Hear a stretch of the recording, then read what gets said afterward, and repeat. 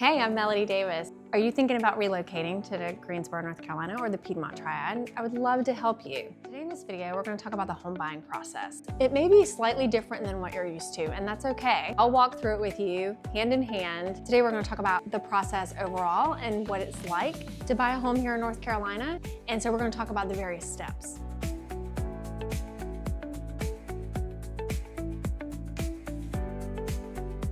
Okay, the first step usually is for a client to get pre-approved. It's important to work with a lender up front to get you pre-approved because that way we know how much you can actually borrow. One of the hardest things is for a client to see a property, fall in love with it, want to make an offer, and then they get pre-approved and find out they can't afford it. It's really gut-wrenching for a lot. For me too, as an agent, it's gut-wrenching for a lot of people. So that's why it's really best to speak with a lender. I have a couple different partners that I love to work with and can refer you to. They will review things like your credit, your debt to income, called DTI, your W-2s from your previous tax years, to see, again, what your financial situation looks like, to see how much you can actually afford. Again, it is imperative that you know this up front. Oftentimes, you may find out, hey, I can borrow more than I actually want to, and that's okay. I'm not gonna be the person who talks you into buying a bigger house or more expensive house than you need. I'm gonna be the person who says, wait a minute, are you sure you wanna go this route? Because buying a home is a huge investment, wonderful investment, but I don't want you to be cash poor either. They also call it being house poor. If you can't afford your mortgage plus things like furniture, we don't want to go there. So we want to make sure that you can actually afford the home that you want to buy and that it's within your means and within your budget. Here in North Carolina, after you've been pre-approved, the lender will send me a pre-approval letter that we will actually send to the seller with your offer. That's something that we do here in North Carolina now. And so we want to make sure, again, that you're prepared, you know what the finances look like. And so once we know your final numbers, we actually get to do the fun part, and that's actually shopping for a house. It's actually one of my most favorite things to do with people. I love seeing their excitement. I love seeing what they're looking for in their home. I love getting them excited about the neighborhoods and the areas and the dreams. It's fun to see them get excited.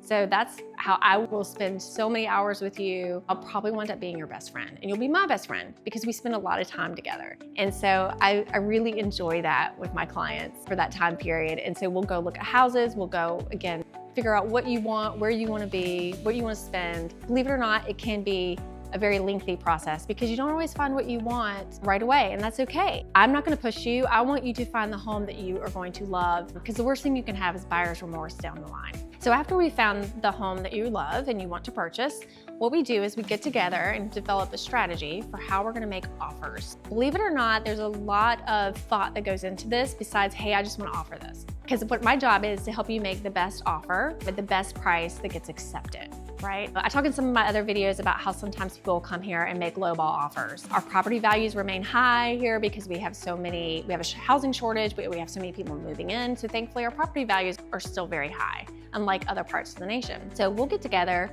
we'll look at it, we'll see, I'll pull comps, we'll talk about the neighborhood, we'll talk about what the neighbors' houses have sold for, and then we'll come up with a price that we want to offer and offer the due diligence, concessions. We'll ask about whether or not we want them to make concessions towards closing costs, whether or not you want to put in earnest money. And actually, I talk about all this in a different video that you're welcome to watch. It gives you a little more insight. This part can be a little stressful because we'll wind up probably negotiating back and forth with the seller quite a bit. So just know it's something that everybody struggles with it sometimes, but we get through it and then we get you under contract. After you're officially under contract and we open that bottle of wine to celebrate, we perform inspections. If you have a loan, you have to do a home inspection and a termite inspection. Those are two that are required. But there's actually quite a few other inspections that you might want to do too. For instance, if you live in the county, you might want to get the septic system or the septic tank looked at, because again, it's where all the waste goes. And so you don't want to buy a home that has a full septic tank or has issues, or the well, because you're going to have well water. You might want to have that checked out. So depending on your location, what types of inspections you want, you could do radon or air quality, because you might want to know if there's mold in the house. There's all types of different inspections we can offer you, and we will perform, and I oversee all that part. I manage the process start to finish. And then once we do those, I ask my clients to come to the inspection review, and we sit together, we talk to the inspector about it. I ask them to show us the various issues so that you can be well aware of what you're getting into. It's vital to understand certain things about a home: the age of the roof, the age of the HVAC, the age of the hot water heater, what's in the crawl space, or is it on a slab? I want you to be fully aware and educated as to what you're buying, and having an inspector review those things is also extremely helpful. And so the day of, when we do the inspections, I will ask my clients to come to the review, and I'll have you come with me, and we'll sit and review the entire inspection, or at least the highlight, with the inspector so we can see firsthand what the current issues are. And then the next day, we will get a report from the inspector, which can be about 100 pages long, because it's their job to find every single thing that's wrong with a home, okay? It can scare people. We try to tell them up front, hey, listen, don't let it scare you. Every home has something.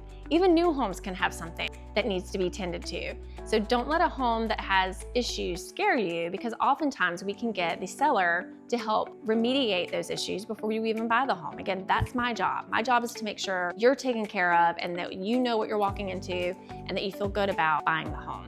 So I try to make sure as many issues as possible have been remediated before you even buy the home.